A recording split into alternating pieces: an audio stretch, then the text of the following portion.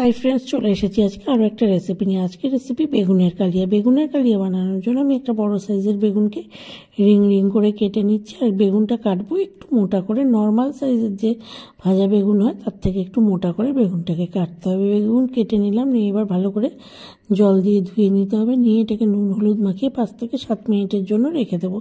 তারপরে এটাকে ডুবো তেলে ভাজবো। বেগুনটা ভাজার সময় হাই ফ্লেমে ভাজতে হবে, নাহলে কিন্তু বেগুনটা একটু ভেঙে যেতে পারে আর কি, সেই জন্য। আর বেগুনটা ভাজার সময় আবারও বলছি, তেলটা একটু বেশি লাগবে, নাহলে কিন্তু বেগুন ভেঙে যেতে পারে। বেগুন যেন ভেঙে না যায় এইভাবে ভাজতে হবে। কিন্তু কড়াইতে সর্ষের তেল দিয়ে দিচ্ছি। তেলটাকে খুব ভালো করে গরম হতে দিতে হবে।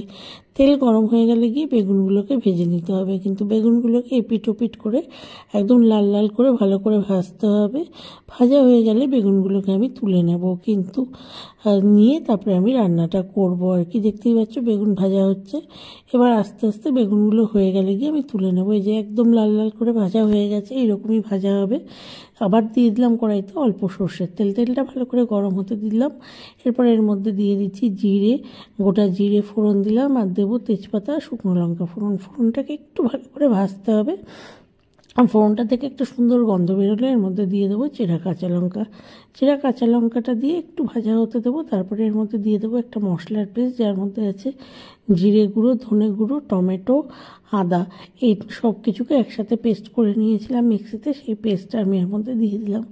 দিয়ে এরপরে এর মধ্যে দিয়ে দেবো পরিমাণ মতো নুন আর হলুদ। দিয়ে ভালো করে মশলাটাকে কিন্তু কষাতে হবে। যতক্ষণ না মশলা থেকে তেল ছাড়ছে ততক্ষণ কিন্তু মশলাটাকে কষিয়ে যেতে হবে। ভালো করে যখন কষানো হয়ে যাবে, মশলা থেকে তেল ছেড়ে যাবে, তখন বুঝতে হবে মশলা একদম রেডি হয়ে গেছে কি। তখন এর মধ্যে আমি পরিমাণ মতো জল দিয়ে দেবো ঝোলের জন্য। এবার এই রেসিপিটা যারা ভাতের সাথে খাবেন তারা একটু জলটা বেশি দেবেন, আর যারা এমনি লুচি বা পরোটার সাথে খাবেন তারা জলটা একটু কম দেবেন, তাহলেই হয়ে যাবে গিয়ে। কিন্তু এবার আরেকটু জল দিয়ে আমি মশলাটাকে কষিয়ে নিচ্ছি। ভালো করে মশলা কষানোর জন্য একটু জল দিলাম। এরপরে মশলাটা ভালোভাবে কষানো হয়ে গেলে গিয়ে এবার আমি দিয়ে দিচ্ছি ঝোলের জন্য পরিমাণ মতো জল। দিয়ে এবার এটা ফুটে উঠলে ভেজে রাখা বেগুনগুলো কিন্তু দিয়ে দিতে হবে। বেগুনগুলো দিয়ে খুব বেশি সময় ফোটাবো না, তাহলে বেগুন ভেঙে যাবে গিয়ে। 2 থেকে 3 মিনিট ফুটিয়ে নিয়ে এটাকে আমি গ্যাস অফ করে দেবো। দিয়ে এটাকে আমি সার্ভিং বলে কিন্তু সার্ভ করে দেবো। এই রেসিপিটা খেতেও যেমন ভালো লাগে, আবার হয়েও যায় গিয়ে কিন্তু খুব তাড়াতাড়ি।